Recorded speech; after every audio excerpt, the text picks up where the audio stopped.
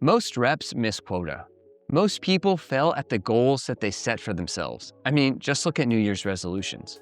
But this isn't because they didn't dream big enough and shoot for the stars or set SMART goals. It's because they lacked a system that connected vision to action. So in this video, I'm going to show you the exact framework that I used to go from broke and financially stuck to running ultramarathons and leading global sales teams. Everything that you see in life, companies, products, inventions, even your relationships, all started as a thought in somebody's mind. That's why I believe that goal setting is so important.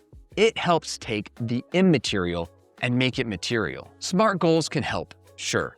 But if your goals are small and safe, you'll never feel inspired. But if all your goals are massive and unrealistic, you're gonna have a really hard time achieving them. The truth is, it's not an either or.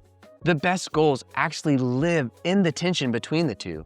The audacious, exciting dreams that get you up in the morning, and the smaller short-term goals that keep you moving forward. That balance keeps you motivated while also keeping you grounded.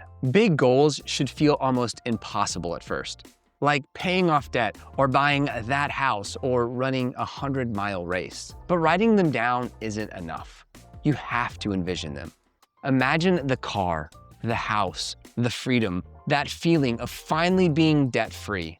The clearer the picture, the more real it becomes. And don't just focus on what you want to have, focus on who you want to become. For me, that meant writing down identity goals like, I'm great with money.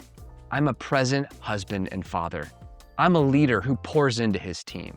This is where your goals connect back to your why. If your goals don't connect with your why, you'll feel that internal conflict and eventually you'll quit. But when your vision, identity, and why align with daily action, that's when goals become a reality. Setting massive goals, envisioning them, and having alignment is paramount. But without daily habits, none of your goals will ever come true. For me, that meant non-negotiables like working out, reading scripture, meditating, and reading my goals daily. These actions seemed small, but made me 10 times more productive before I even started work. That's because they reminded me of what mattered most and what to prioritize. And in sales, the exact same principle applies. If you want to hit your quota, you have to reverse engineer it into daily habits and activities. Start with your quota and then break it down. What's your ACV, or average contract value? How many deals does that mean you need to close to hit your quota? What's your POC close rate? How many POCs actually turn into deals? How many demos do you need to get to that number of POCs? And finally, how many calls and emails and LinkedIn touch points and DMs does it take to get that many demos? When you break it down like that, your quota stops being this big, scary number, and it turns into a daily activity plan that focuses on revenue-generating activities. That same system is exactly how I trained for the Leadville 100.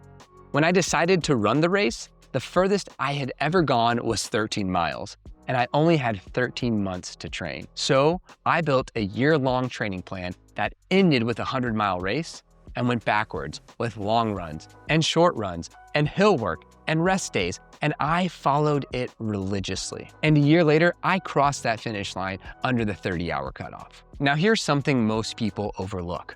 Not every goal is worth chasing. Justin Welsh talks about anti-goals. These are non-negotiables that protect your values. For me, one of them is mornings with my family. If a goal forces me to sacrifice that over the long term, I won't pursue it. The point is, goals should push you forward, not make you sacrifice what matters most. These boundaries make sure that you're chasing the right goals, not just the shiny ones. Bill Gates said that most people overestimate what they can do in 1 year, but dramatically underestimate what they can do in 10. This is true in life and in sales. Even in just 3 years, the compounding effect is massive. But over a decade, it's transformational. That's why consistency is so much more powerful than intensity. It's not just about what you achieve, it's about who you become along the way. So here's the framework.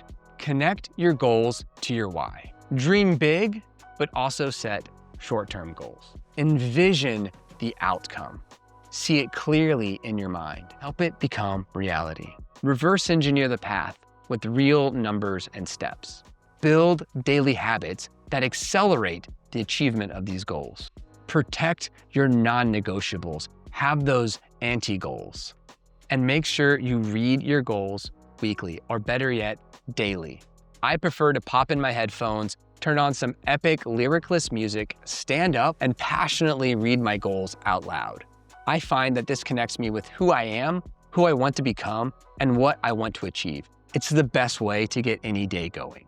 What I've seen in my life and in others is that if you do this consistently, over long enough time, the audacious becomes achievable. And if your big dreams and goals are in sales, the next step has to be practical. You need a proven system for generating consistent pipeline. That's why in my next few videos, I'm going to be sharing my LinkedIn content and prospecting strategies. So right now, go and hit subscribe so you don't miss those videos when I upload them. Also, if you liked this video and found it helpful, give it a little like and thumbs up. And if it's your first time here, check out this playlist. I think you'll really like these videos.